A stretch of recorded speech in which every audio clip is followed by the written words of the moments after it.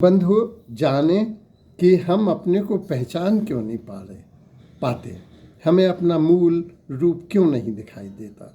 उसका कारण है कि हम बहुत तादात्म्य कर लेते हैं देह से, गेह से, नेह से, मद से, अहंकार से, मद से, माया से, मोह से, ममता से, मत्सर से अपना जोड़ लेते हैं। हम अपने को देह ही समझ लेते हैं। हम अपने को पद से, प्रतिष्ठा से जोड़ लेते हैं। तो जो लोग वस्त्रों से जो ही अपनी पहचान बनाएंगे, वस्त्र तो फटेंगे, वस्त्र तो मैले होंगे, वस्त्र तो विकृत होंगे, देह तो विकृत होगी, देह तो गिरेगी।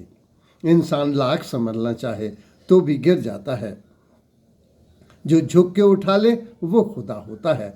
तो हमें देखना है कि झुक के उठाने वाली हमारी आत्मा कहाँ है।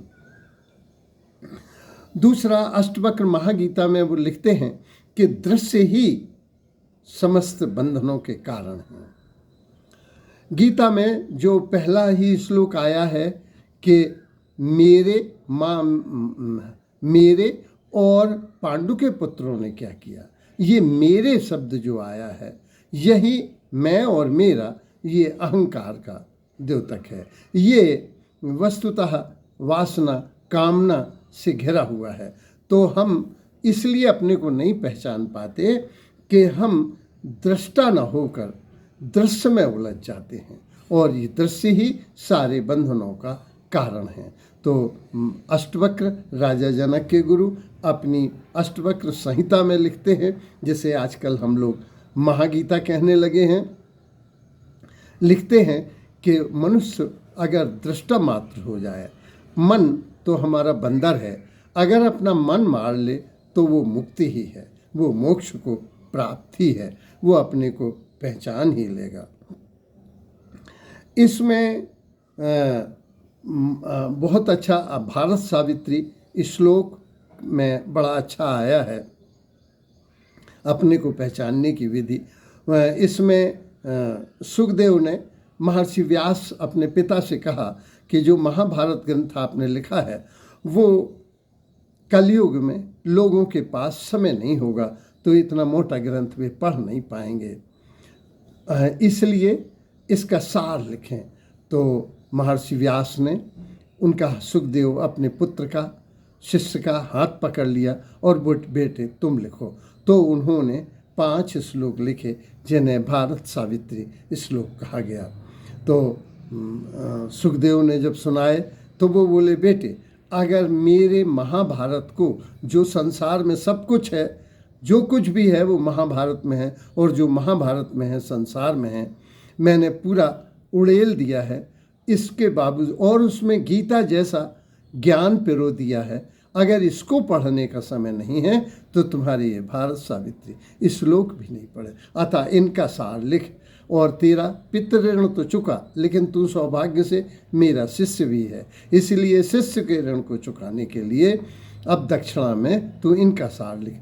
तो उन्होंने लिखा कि जो सत्य को समर्पित होते हैं वे बुद्धिमान, वैराग्य को, विवेक को प्राप्त होकर सुख को, स्वास्थ्य को, श्रेयस को और स्वर्ग को और मोक्ष को प्राप्त होते हैं। और जो संबंधों में फंस जाते हैं वे मूढ़ वासनाओं में, कामनाओं में उलझकर नरक को प्राप्त होते हैं।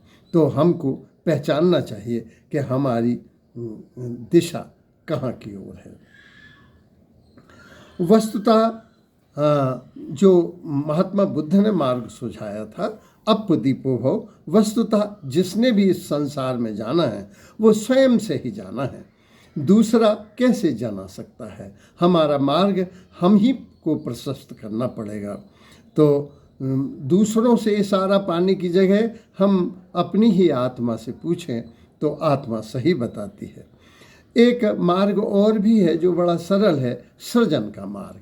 रविन्द्रनाथ टैगोर की कहानी थी कि बच्चे ने रेत में पाँव घुसाया और ऊपर से थपथपाया, और जब उसका घर बन गया तो पाँव निकाला तो घर टूटा नहीं, तो वो बड़ा प्रसन्न हुआ। तो सृजन में बहुत आनंद है, इसलिए कवि को हमने वेद की ऋचाओं का रचने वाला ऋषि कहा। ऋषि जो उसको गाता है, जो आनंद को प्राप्त होता है, वह तो ब्रह्म सहोदर आनंद हमें सृजन में भी मिलता है। इसलिए कवि, साहित्यकार, संगीतकार, शिल्पकार, नृत्यांगनाएं, नर्तक, अभिनेता, ये जो कलाकार लोग हैं, ये भी उस ब्रह्म सहोदर आनंद को भोगते हैं, एंजॉय करते हैं। इसलिए यह भी एक मार्ग है। दूसरा बड़ा सरल मार्ग है, जैसे हिंदू धर्म दर्शन कहता है कि सत चित आनंद, जिनका मन सत्य पे लगा हुआ है। सत्य क्या है? जो जैसा है उसको वैसा ही स्वीकार करने में लगा हुआ है, उसे हम सत्य कहते हैं। जिसका चित्त सत्य में लगा हुआ है, वह तो आनंद को प्राप्त ही होगा। तो आत्मा से जो गवर्न है, वह अंतोगत्ता स्वर्ग को सहज, सुख को सहज, संन्यास को सहज और मोक्ष को सहज और अपने आत्मस्वरूप को पहचानेगा। वस्तुतः ओशो कहते हैं कि तुम परमात्मा हो, लेकिन इसको आदमी कैसे स्वीकार करता है? क्योंकि वो पहले से माने बैठा है कि मैं तो डॉक्टर हूँ, मैं इंजीनियर हूँ, मैं वकील हूँ, मैं ब्राह्मण हूँ। तो मैं बीच में अड़ा हुआ है।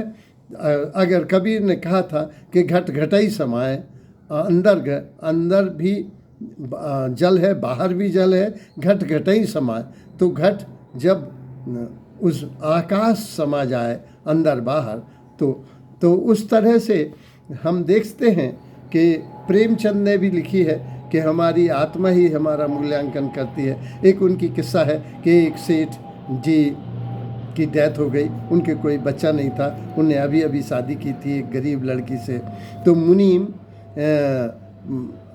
उस जायदाद को हड़पने के लिए पुराने कागजात अपने सर पर लेके यमुना जी में डुबोने जा रहा है, और अंधेरा है, बिजली चमकती है, उसके बिजली की कौंध में उसे कहीं कहीं रास्ता दिखता है, और उसकी अंतरात्मा कहती है कि ये पाप का बोझ तुम जमुना में डुबोने जा रहे हो, ये डूबेगा नहीं। तो इस तरह से आत्मा हमारी बिजली की कौंध की तरह आती है। तो सभी लोग को जानना चाहिए कि वस्तुतः हम आत्मा हैं और आत्मा बोलती भी है। अष्टवक्र ने संहिता में लिखा था, तुम दृष्टा मात्र हो जाओ तो तुम आनंद रूप हो जाओगे, तुम मुक्ति को प्राप्त होगे। इस संसार में जिसकी जैसी दृष्टि, उसके लिए वैसी ही सृष्टि। वेद कहते हैं, वेद का ऋषि कहता है अपने शिष्य से, अमृतस्य पुत्रा, कि तुम अमृत के पुत्र हो, अर्थात आत्मा की ओर इशारा करता है, क्योंकि वो सतत ऊर्जा है, प्रवाह है, समग्र चेतना का एक लघु रूप है, और समग्र से देह में उतरती है और फिर समग्र में ही विलीन हो जाती है। उपनिषद अति प्रेम से पूरे विश्व को देखता है, पशु पक्षी पेड़ पौधे और सभी में ब्रह्म को ध्यान से देखने के अंतर्गत वह ऊपर से पाता है कि पत्ती है, पेड़ है, पशु है, पक्षी है, लेकिन इसके अंदर ऊर्जा एक ही है जो सभी रूप रंगों में अपने को देखता है। इसलिए उपनिषद का ऋषि कहता है, अहम ब्रह्मास्मि। ये कोई पराकाष्ठा अहंकार की नहीं है, ये उस विनम्रता की जिसमें उसने कहा था अनल हक। तो सभी धर्मों के लोगों ने जो इस पर पहुंच गए हैं, चाहे मोहम्मद हों और चाहे महावीर, चाहे कृष्ण हों और क्राइस्ट, ये सब एक ही तल के लोग हैं, क्योंकि ये फना फिल्ला हो गए, ये थे ही नहीं। जब इल्हाम हुई, जब आयतें उतरी, तो उस समय मोहम्मद साहब नहीं थे, वे दूसरे जगत में आ गए थे। कभी भी उस तल पर पहुंच जाते हैं। तो हम जाने कि हम उस परमात्मा के अंश हैं। वो सूर्य है, हम किरण हैं, वो समुद्र है, हम बूंद हैं, लेकिन हम उसी को रिप्रेजेंट करते हैं। तो अंत में, और ओशो तो कहते हैं कि तुम परमात्मा हो, पर तुमने मान रखा है अपने को। तो अंत में भक्तमाल में बहुत अच्छी बात आई है, भक्ति भक्ति भगवंत गुरु चतुर नाम बपु एक। ये भक्त और भगवान और भक्ति और गुरु, ये सब ईश्वर के रूप ही हैं।